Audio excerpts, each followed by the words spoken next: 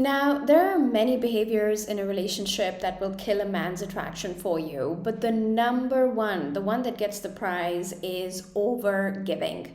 So, in this video, I want to talk about the origin of overgiving, why, as women, we feel the need to overgive in our relationships, and how you can start observing your own overgiving in your relationship or partnership, and how you can start to turn things around. Again, I believe this is one of the most important Sammy Wunder videos you will ever watch, because literally every smart, successful woman I know has a tendency to overgive in her relationships, even if she thinks she's above it, even if she thinks she is not susceptible to it. So let's dive right in. What is overgiving and why do women feel the need to do it? So, overgiving is very simply put when you are giving to a man more than he's giving to you inside of a partnership, whether it's a dating equation or a relationship or even a long term marriage. And overgiving can happen at various levels. Overgiving can be financial, where you are the one pouring more financially into the man than he's pouring into you. But it can also be through gestures. So maybe you are the one who is pouring more into him through your caretaking activities, through your mothering, than he is pouring back into you and into the relationship. Of course, it can also be just material overgiving. So when a woman is giving a man more gifts, you can drive my car, you can drive my tractor, you can live in my house, than he is giving to you and that he is providing for you, then that is also overgiving. And of course, overgiving can also be emotional, which means that you are more maternal in your energy towards the man. You care more about his feelings than he cares about your feelings in the relationship. So, all of this is overgiving, and so many women find themselves being in this place where they are the ones giving, they are the ones doing, and they are doing and giving more than the guy is doing and giving. Now, let's talk about why we have this desire to overgive. And I think, very simply put, there are two core reasons I see inside my Elevate program when women come to work with us, because this is one of the core wounds that needs to be healed in order for you to have a good, healthy relationship. Whether you're looking to attract a healthy partnership in the Elevate Singles group, or you're looking to heal the connection you have with your partner in the Elevate Relationships group. So, what I find is core wound number one is when it comes to overgiving, it is usually a response to not wanting to be an unkind person.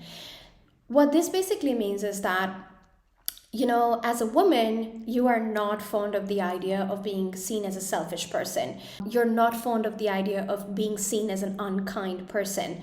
And so what happens is that you overcompensate. You're so worried about coming across as selfish. You're so worried about coming across as unkind. And let's face it, like in our society, women are rewarded for being self-sacrificing. Women are clapped for, oh, look at her, she's such a kind person. She would not eat her food herself. She would offer it to you. So we live in a society where being selfish or thinking about yourself is seen as a bad thing. And we don't want to be that person. And so what happens is that you end up overcompensating. You end up trying too hard to be a nice and kind person. And in its essence, being a nice and kind person is not really a problem. I think it is important to be a kind person. I think it is important to be a good person.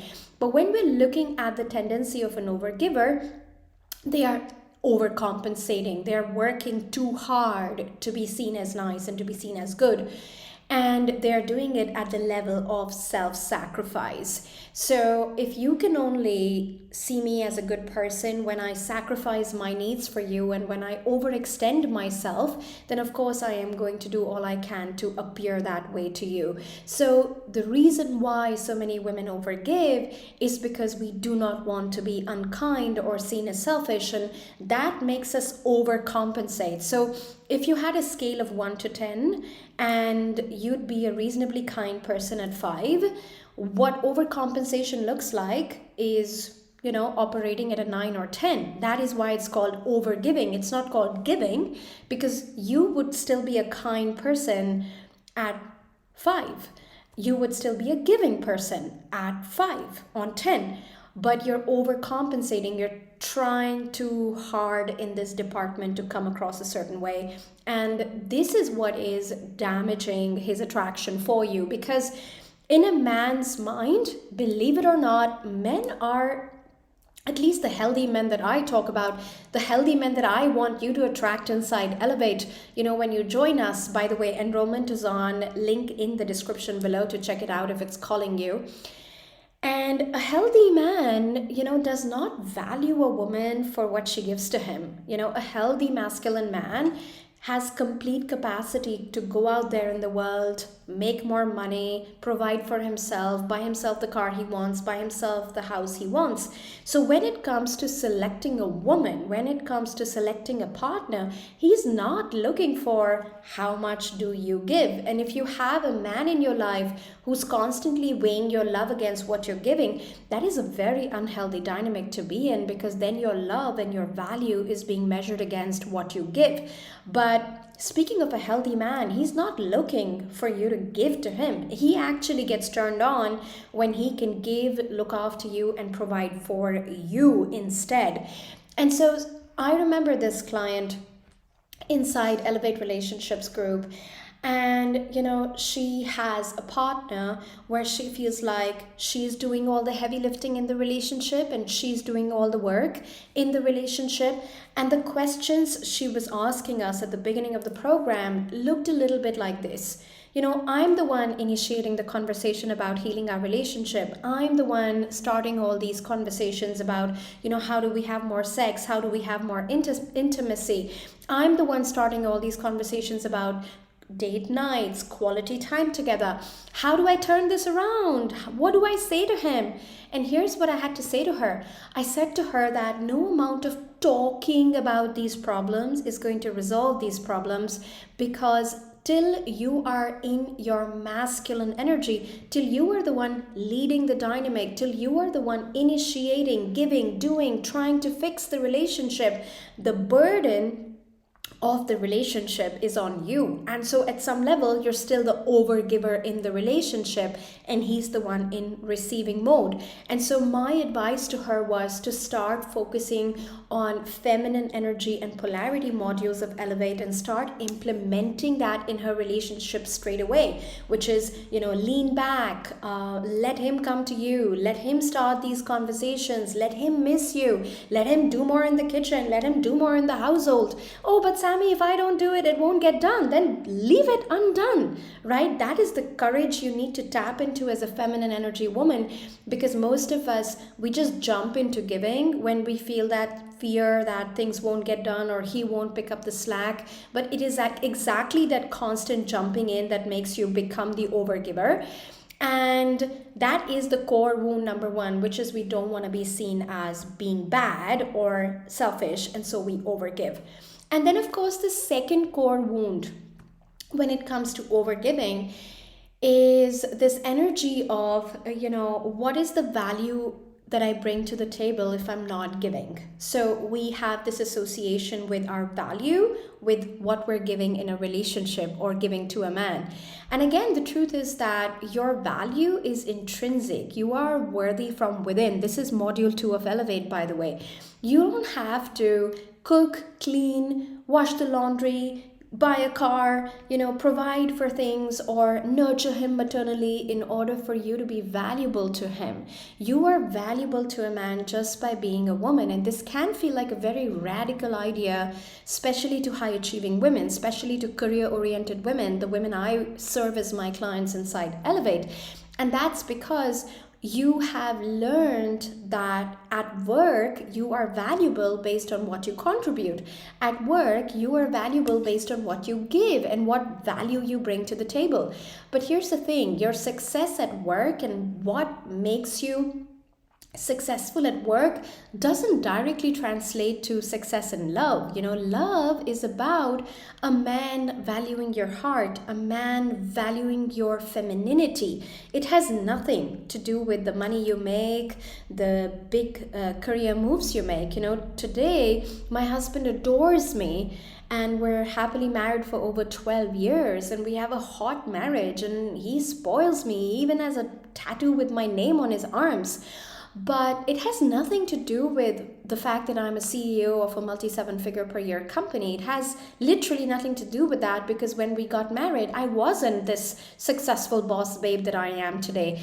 So that was never part of the equation. That was never part of the attraction. The attraction was always about who Sammy is as a woman. How much does Sammy value her heart? How much she has the courage to put her heart, her feelings, her boundaries first. And that's what made him feel attraction to me, and that's what made him pour into me. So we have to work on releasing this core wound at some level, that we are only valuable and we are only worthy when we are giving. So I had also promised you at the start of this video that I will let you know how to figure out if you're overgiving. And I think the simple answer is your resentment is the biggest red flag that indicates that you are overgiving in your relationship. And what does resentment look like? Resentment looks like a feeling in your body where you feel taken for granted, or you feel like you're the one doing everything and he's the one being lazy and receiving, or you're the one giving, but you're giving to get something back. And even though you give a lot, you don't get back what you desire to get back. Now, it's really important, and I'm going to finish the video with this. But it's really important to pay attention to resentment in your body. It is truly one of the silent killers of a relationship. And the problem with resentment is that most smart, successful women, they rationalize their way out of resentment. They tell themselves, oh, he's just been busy. Oh, he's just been having a drinking spree. Oh, he's not like himself. He's just stressed out. He's not that bad a guy. That one gesture he did for me 6 months ago, I still remember that. That is who he is, And you fool yourself out of that feeling of resentment. And you use your head, and you don't honor your body, and you don't honor your feelings, and you don't honor your intuition.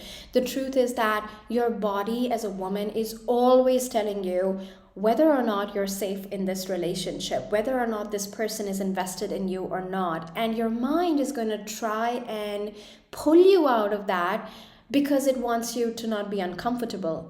Facing our resentment, seeing that we're really unhappy, seeing that there are things in this relationship that are not feeling aligned at all.